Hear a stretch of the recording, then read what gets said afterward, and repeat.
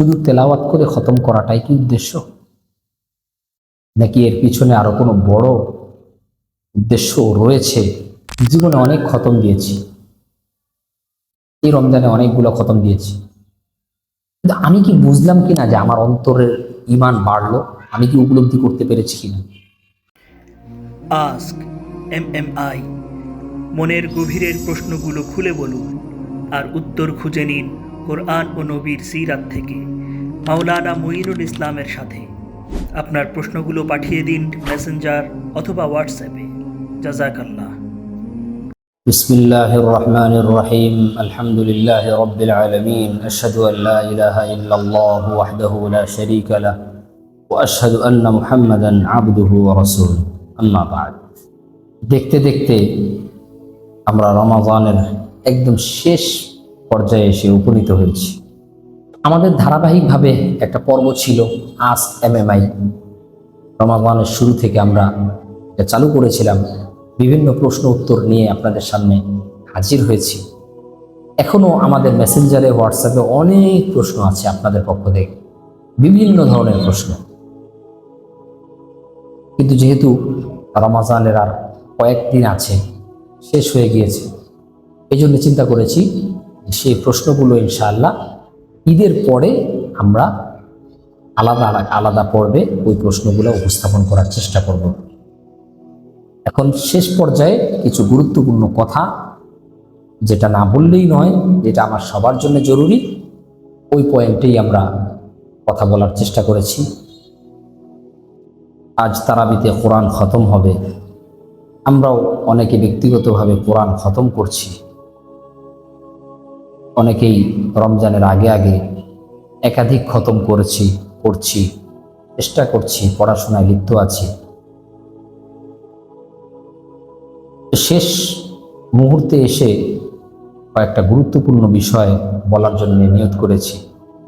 যে কোরআন যে আমরা খতম করলাম, মূল উদ্দেশ্যটা কি?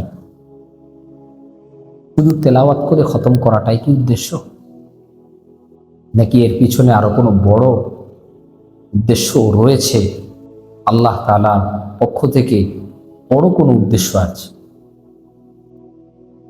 তিলাওয়াত করলাম, প্রতি হরফে হরফে নেকি পেলাম, এটা তো অবশ্যই, কিন্তু এতটুকুর জন্যে সীমাবদ্ধ করে কোরআন তেলাওয়াত করা, খতম করা, এটাই কি আল্লাহর উদ্দেশ্য? কখনো নয়। হাদিসের মধ্যে তো আছে, যে ব্যক্তি নিজের জীবনকে কোরআন সামনে রেখে করবে, পরিচালিত করবে, এই কোরআন তাকে হাঁকিয়ে জান্নাতের দিকে নিয়ে যাবে। আর যে ব্যক্তি কোরআনকে তার পিছনে রাখবে, তাহলে কোরআন তাকে ধাক্কা দিয়ে জাহান্নামে ফেলবে। কোরআনকে পিছনে রাখার অর্থ কি? কোরআনকে পিছনে রাখার অর্থ হলো যে আমার যতক্ষণ মন মতো হলো ততক্ষণ আমি কোরআন মানলাম, যখন আমার মনের বিপক্ষে হলো তখন আমি আর কোরআন মানলাম না, আমার মন যেটা বলছে সেটা মানলাম। এইটা হলো কোরআনকে পিছনে রাখার নাম। হাদিসে আছে, মান জাআলাহু আমামাহু সাকাহু ইলাল জান্নাহ ওয়া মান জাআলাহু খালফা যাহরিহি সাকাহু ইলান নার।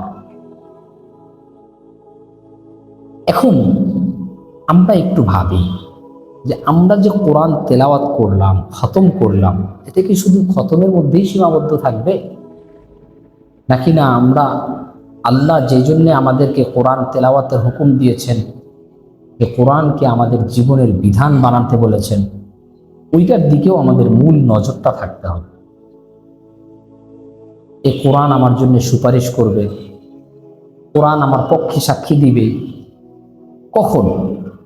শুধু তেলাওয়াতের মাধ্যমে না, আমার জীবনের প্রত্যেকটা কাজ যখন কোরআনের মতো হবে, কোরআন অনুযায়ী হবে, তখন এই কোরআন আমার পক্ষে সাক্ষী দিবে। কবরে আমার জন্য বাতি হবে, কিয়ামতের দিন আল্লাহর সাথে ঝগড়া করবে আমাকে জান্নাতে নেওয়ার জন্য, তখন হবে। এটা হলো আমাদের ভাবার বিষয়। যে আমরা কেউ রমজান আসলো, খতম দিলাম, কেউ একটা, কেউ দুইটা, কেউ পাঁচটা, কেউ 10টা, কেউ আরো বেশি কম। এটাকে আমি আমার জীবনে বাস্তবায়নের জন্য ফিকির করলাম কিনা? 2 নম্বর পয়েন্ট হলো রমজান তো শেষ।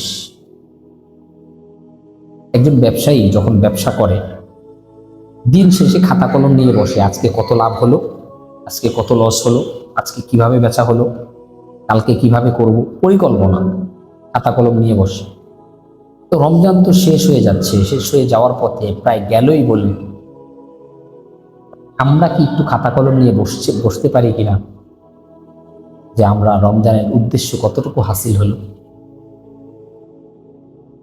রমজান শুধুমাত্র না খেয়ে থাকার নাম নয়, আমরা ইতিপূর্বে বলেছিলাম রমজান ভালো মানুষ বানানোর জন্য, লাআল্লাকুম তাত্তাকুন, তাকওয়ার একটা অর্থ করেছিলাম ভালো মানুষ বানানো। আমি কি আমার জীবনে কোনো পরিবর্তন আসলো কিনা, কোনো না কোনো সাইডে একটা বা দুইটা পরিবর্তন আসলো কিনা অন্তত, যে হ্যাঁ এই রমজানে আমি এই পরিবর্তনটা হয়েছে, এই রমজানে আমি এই পরিবর্তনটা করতে পেরেছি। হাদিসের মধ্যে তো আছে রুব্বা সাইমিন লাইসা লাহু মিন সিয়ামিহি ইল্লাল জু', অনেক রোজাদার এমন আছে যাদের সারাদিন উপাস থাকা ছাড়া আর কিছু হয় না। এখন আমরা কি এরকম রোজাদার হলাম কিনা? আরেক হাদিসে আছে যে আমি সারাদিন সকাল থেকে সন্ধ্যা পর্যন্ত না খেয়ে থাকবো, এটার দ্বারা আল্লাহর পুরো লাভ নাই, আল্লাহর দরকার নাই। এটা আল্লাহর কি লাভ? আল্লাহ রোজা কেন দিয়েছেন? শুধু না খেয়ে থাকার জন্য? এতটুকুর জন্য রোজা? এতটুকুর জন্য নয়, আমার জীবনের চেঞ্জ আসার জন্য, আমার জীবনের পরিবর্তন আসার জন্য।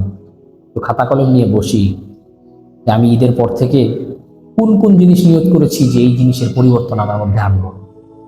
যদি নিয়ত করে থাকি একটা অন্তত পরিবর্তন করি, দুইটা অন্তত পরিবর্তন করি, তাহলে বলতে পারবো যে 2026 সালের রোজার মাধ্যমে আমি এই দুইটা পরিবর্তন হয়েছে। আর যদি একটাও পরিবর্তন না হয় তাহলে এই রোজার কোনো ফায়দা নেই। 3 নম্বর বিষয় হলো যে আমরা কোরআন তো পড়লাম, কোরআন বুঝি কিনা। কোরআন পড়ার বড় একটা বিষয় হলো যে আল্লাহ কোরআনের মধ্যে বলেছেন যে একজন প্রকৃত মুমিনের আলামত হলো যখন তেলাওয়াত করা হবে তখন তার ঈমান বেড়ে যাবে। ইযা তুলিয়াত আলাইহিম আয়াতুহু যাদাতহুম ঈমানা, তখন তার ঈমান বেড়ে যাবে। আমি যদি একটু প্রশ্ন করি, আমাকে জীবনে অনেক খতম দিয়েছি, এই রমজানে অনেকগুলো খতম দিয়েছি, কিন্তু আমি কি বুঝলাম কিনা যে আমার অন্তরের ঈমান বাড়লো?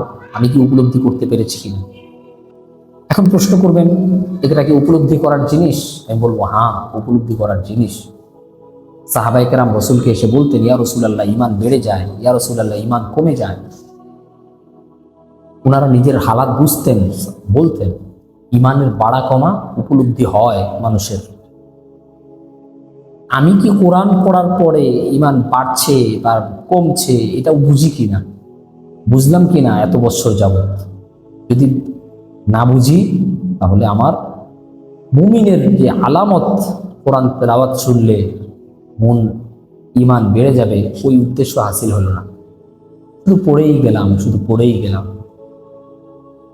উদ্দেশ্য হাসিল না হওয়ার 2টা কারণ বলে মনে করি। 1 নম্বর কারণ, আমি কোরআন মতো নিজের জীবনকে পরিচালিত করি না। নিজের পছন্দ মতো যেটা সুবিধা মতো হয় সেক্ষেত্রে মানি, যেটা অসুবিধার এটা মানি না। 2 নম্বর হলো আমি কোরআন বুঝার জন্য কোরআনের ভাষাটাকে নিজের মধ্যে আত্মস্থ করি না, ভালোভাবে আয়ত্ত করি না। আমি তো কখনো চাকরির জন্য ভাষা শিখি, কখনো ইউরোপ কান্ট্রিতে যাব সেখানকার ভাষা শিখি, কোরিয়ায় যাব কোরিয়ার ভাষা শিখি। কেন? ব্যবসার জন্য। যে দেশে যাব ওই দেশের ভাষা শিখি ব্যবসার জন্য। অথবা স্কুল কলেজে পড়ি, আমি ভাষা শিখি কেন? আইনস্টাইনের থিওরি বুঝবো, স্টিফেন হকিংসের থিওরি বুঝবো। থিওরি বুঝার জন্য শিখি। আচ্ছা, সবচেয়ে বড় থিওরি তো আল্লাহর থিওরি, সবচেয়ে বড় থিওরি তো কোরআন। এই থিওরি বুঝার জন্য কি কখনো চিন্তা করেছি যে এই কোরআনের ভাষাটাকে বুঝি, গভীর থেকে গভীরে গিয়ে বুঝি, তাই না? আল্লাহ কি বলছেন এটা বুঝবো। আল্লাহ যখন বলছেন, তেলাওয়াত যখন করব, তখন অন্তরের মধ্যে একটা দাগ আসবে, মনের মধ্যে একটা চিন্তা হবে। কখনো কি এভাবে চিন্তা করেছি? কখনো কি নিজের সন্তানদের ব্যাপারে চিন্তা করেছি? তাদেরকে তো ইংরেজি শিখাই, ইংরেজি না পারলে মাথা গরম হয়ে যায়। কখনো কি এটার জন্য চিন্তা করেছি যে আমার সন্তান কোরআন বুঝবে? ছোটবেলা থেকে এই ফিকিরটা করি। এই ফিকিরটা যদি না করে থাকি তাহলে এটা আমার বড় একটা লস, জীবনের বড় একটা ঘাটতি, ঈমান আমলের বড় একটা ঘাটতি যে আমি আল্লাহর কোরআন বোঝার জন্য কোনো মেহনত করলাম না। তো আমার ঈমান বাড়ছে কমছে কোরআন তেলাওয়াতের মাধ্যমে, এটা না বোঝার বড় একটা কারণ কোরআনের ভাষা আমার ভিতরে আত্মস্থ নেই। সুতরাং আমাদেরকে একটু ভাবা দরকার।